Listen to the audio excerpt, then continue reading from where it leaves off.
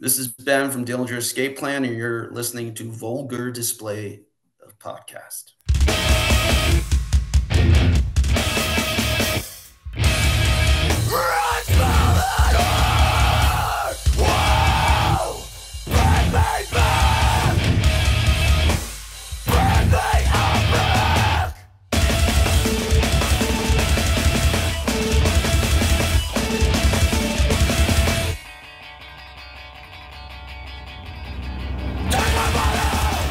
Hi, and welcome to the Vulgar Display of Podcast, live from the Barn Studios. You got the Mox here, and I'm joined online right now with Ben from Dillinger Escape Plan. Ben, how are you, man?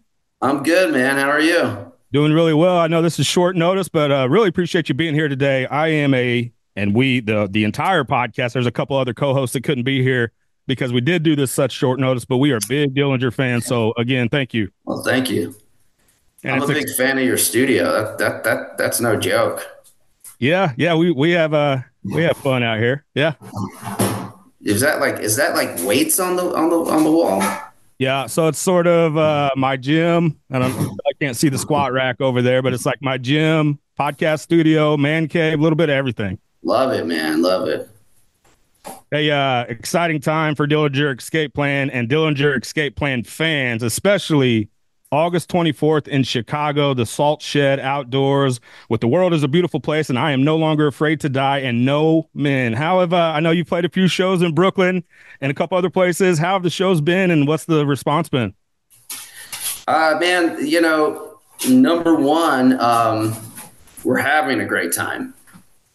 And it's very cool to not only be playing with Dimitri again after so many years. I mean, he and I started the band along with Chris Penny, my original drummer, when we were kids, and I remember the day that me and him started playing together, and we were just in my basement, and I was like, "Can you scream?" And he's like, "I'll try," and he just started, and so it seems like almost like yesterday. But it's also been great after a few years of being retired to hang out with the other guys, Billy and Liam, who are in the lineup for most of the band's existence and played the last shows with me, because we're just like, it's kind of thing where we're just in a different place in life and we're just enjoying each other's company. It's just less stress, less pressure. And so that said, the response has been amazing. It's like people are coming to the shows and they're super pumped, and it feels something like what it used to be and something like what it became, some kind of interesting combination. We're 25 years celebrating the anniversary of Calculating Infinity. Does that seem, I talk to a lot of people where they're celebrating those record releases from decades ago. Does it seem like yesterday, or does it seem like 25 years, or somewhere in between? Man, it seems like a long time ago, but I also remember it like it's yesterday. I think I've put so many road miles on since then, and we've hit so many rites of passage and plateaus. This dog is attacking me. Look at this thing. Get off of me. So many cool things have happened since then, but the things that happened then were the coolest. Just the simple, oh, wow, we have an album out. Holy shit, you can buy it. Holy shit, there's more than 5 people at our show. Holy shit, all those things were so impactful. And so, it's like I remember recording. I remember writing it. I remember playing the shows. I remember the reactions of people who heard it first. I remember all doing press for it with our label. I remember all of it like it was yesterday, but I think my body and my soul feels like it was ages ago. Definitely your body, because that's part of the Dillinger, experience, right? Is like the live show and how intense those could sometimes be. We've seen Dillinger, I don't even know, dozens of times, many times at, we're St. Louis based. So at the Creepy Crawl with Not Waving But Drowning. Wow. Yeah, and we're buddies with those guys. So cool. Seeing you guys a ton at the Creepy Crawl. Yeah, man, I remember that place. We had good times, good shows. small club. It's sort of the Midwest version, I guess, of CBGB's. Like you had to, Yeah. you couldn't use the toilet. You wouldn't want to use Yeah, the same toilet. deal. Gross but fun. You know, people had a great time there. You know, it was theirs. You know, it was definitely the type of club that belonged to the young people, and that was the places we liked to play the most. And you created these songs when you were a young man, right? In your 20s, maybe? Yeah. And now maybe you're in your 40s like me, or however old you are. Does that keep you youthful in some way, revisiting these songs? And I know you've obviously played some of these on the road during the years, but maybe even some songs you haven't played in a while. Definitely. I mean, both. I mean, I've been playing in Suicidal Tendencies for a few years now, and it's challenging in different ways, but it's a totally different animal. And so I will say the songs we played more frequently, and you know, towards the end of the band's career, before we did the retirement, are definitely more familiar. But my hands definitely did not work like they used to, man. My hands just did not want to do any of that stuff. I was super surprised, and I was freaked out, to be honest with you. It's like, I don't know if I can play this stuff anymore, you know? But what was cool is, like, I felt young again because I actually started to enjoy playing guitar again because I had to. I was sitting there watching TV playing guitar, you know, walking around the house playing guitar, sitting on the toilet playing guitar, and I started to see myself get better.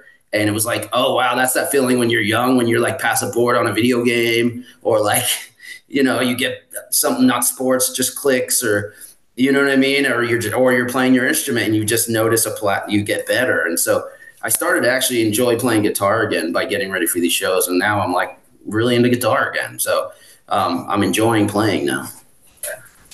With somebody, especially with your technical proficiency, is hand health important to you? You know, the grip strength and, you know, the dexterity and all those things. Do you ever worry about that, you know, any? What'd you say? The hand, what? Like hand strength and the dexterity. Oh, yeah.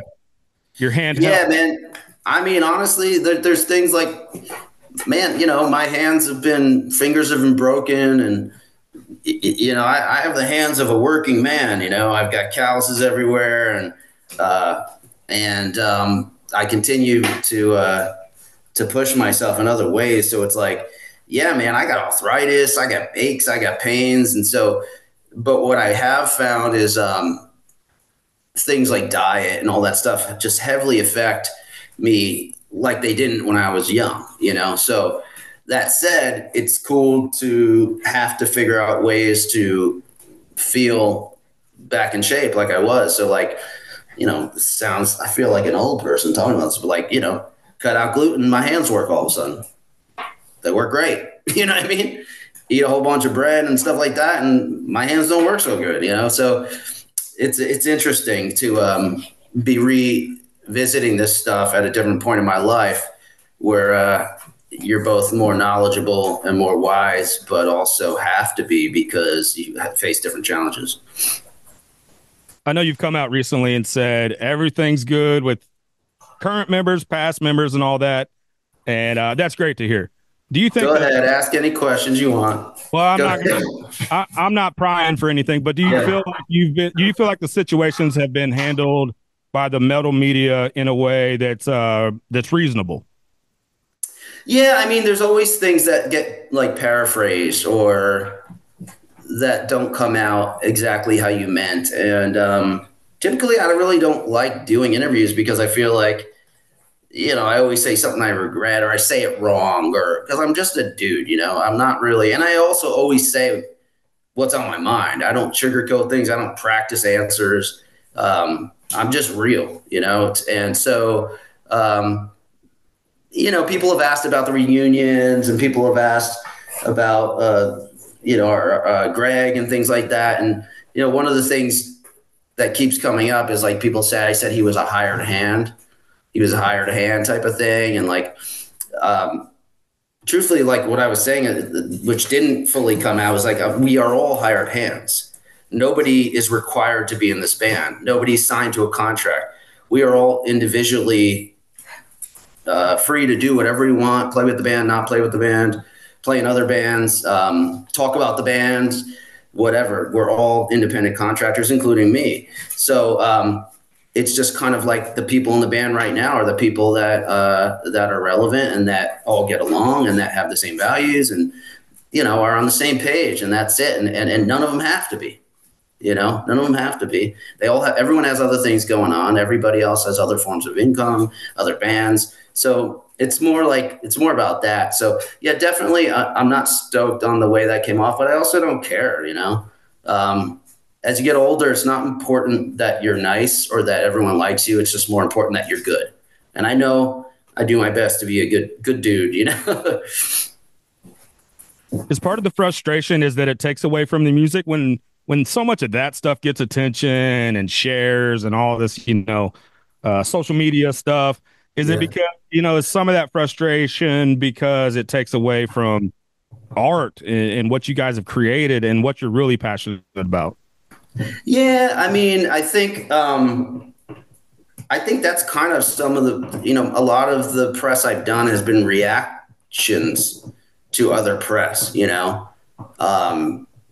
And I think that's what bothers me the most is when it becomes like some kind of agenda or just it's all about getting as much press releases or, you know, like I just I hate the competitive nature of art. It's the worst. You know, like you got to get something out on time. You have to have something out at this time. You have to have, you know, something released at this time, or you can't do a tour. You have to, whatever it is, or you have to have this many streams, or you have to I fucking hate that shit. I don't give a shit about that. You know, I used to manage artists and I stopped because of that. Like every conversation I had with a label was about streams or TikTok. And so, the media thing and people having to expose their entire lives or fabricate some image of themselves, that I hate all that. Yeah, it does screw up the art. It does fuck with the whole purpose. It certainly isn't why I started doing this. And so, yeah, that definitely does. I think, you know, not to sound like, oh, back in my day, but like when Dillinger started, we were in a very cool, unique time because the technology was there, but like there was no YouTube really happening. You know, there was no, there was really not much of a blueprint of how to do it. Everybody just had to figure it out. So there was a real influence based on what you listen to, your geographic region, your socioeconomic situation, all those things influence how you sounded. So if you were a hardcore band, you still had something different if you were from Jersey or you were from California or you were from Canada, you know what I mean? Like there was definitely different things that created individuality. And now it's like kind of like you just kind of try to keep up and you try to see what plugin everyone uses and what drum sample everyone's using to make your drums sound the same, and you know what tuning you're supposed to be in and all that stuff. It's just that I don't like, but I do like the fact that there's accessibility to so much inspiration. That is amazing. Yeah, you guys have been known. I would say one of the things you're most known for is it's easy to get caught up in the back in my day, you know, old man sort of thought. Yeah. But even I think about like you guys had Callous Cowboys open up for you. Mm-hmm. And obviously there's some Dillinger influence there, and they've been open about it. I mean, we've talked to those guys quite a bit. Putting a new band on, opening up for you, which is probably such a highly sought after, you know, bill to be on. You know, to me, that's pushing it forward. That's maybe not passing the torch in any way. We're not going, you know, that intense, but you get the idea. Is that important to you to kind of put it onto new bands and discover new music? It is now. You know, I remember a couple things. You know, well, we also had a band play with us that we looked up to, or was influenced us. This band Dead Guy, who was a huge influence on us. So I felt like it was kind of, hey, we have one of the newer bands doing like the Mathcore thing, and then we have a band that really influenced us that's older than us on the bill. So I think it was kind of like a full circle thing, just celebrating this kind of music and this kind of attitude. And one of the things I regret is not owning the mathcore thing, you know. And that's some advice I give everybody. I was like, whatever people say you are, own it. You know, like, you know, mathcore. What's mathcore? I'm not good at math. If I could have my way, I'd go back and say, yeah, we're mathcore.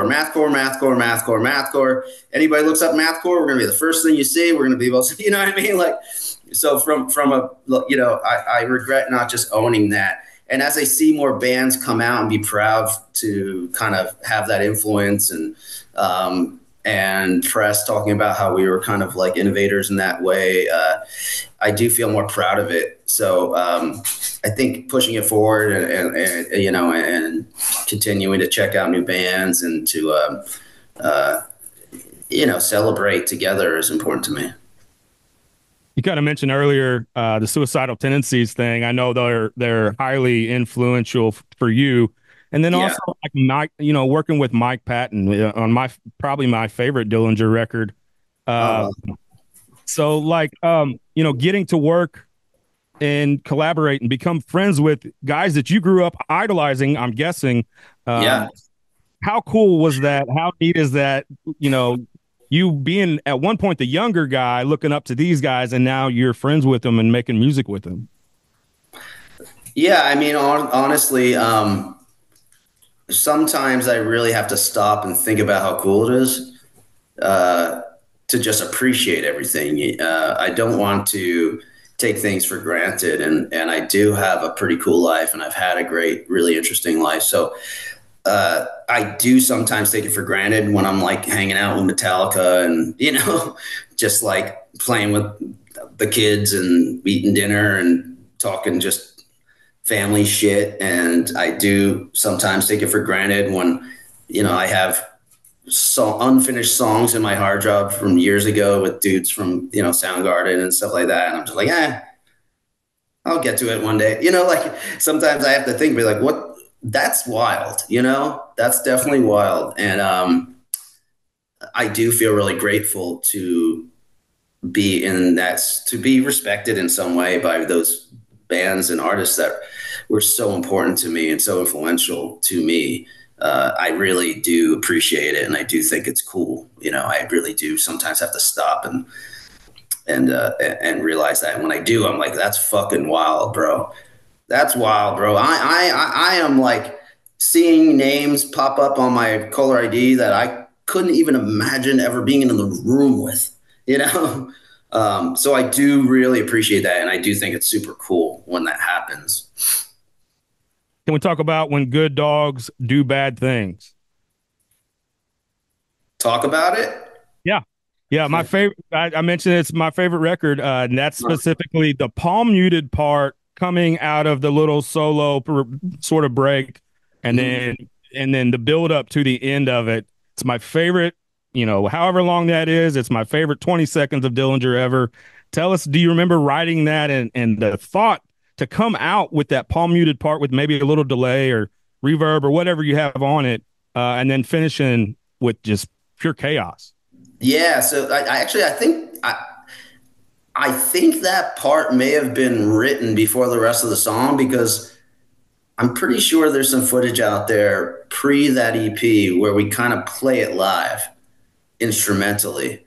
But that is one of my favorite Dillinger moments as well. And a big part of that is because that was truly like a Mike Patton moment that represented like some of the coolest aspects of Mike Patton. For instance, like we wrote those songs and sent it to him as instrumentals, and he was kind of like, let me see if it makes sense. Send them to me and I'll see if, it speaks to me or if it makes sense. And then he gave it back with a whole bunch of basically skit scat. Like he didn't have lyrics yet, but he had like all the like kind of phrasings and characters and stuff like that.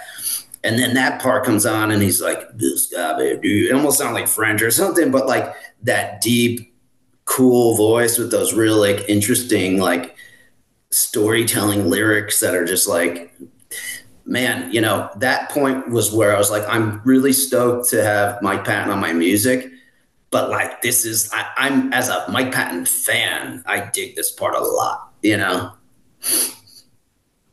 Join here with Ben from Dillinger Escape Plan, August 24th in Chicago, the Salt Shed Outdoors. What can the fans expect, man? Man, I think they can expect I think they can expect what they would expect. You know, I think Dillinger was always a band that we thrived on the unexpected, and I'm kind of proud to say that people are coming and leaving completely satisfied with what they would expect. Both people who've seen the band back in the day and people who never did. So you're going to see a bunch of guys playing music that was written in 1998 and playing it like it was written yesterday and enjoying it. So I think that's all anyone could hope for, and so we will definitely be delivering.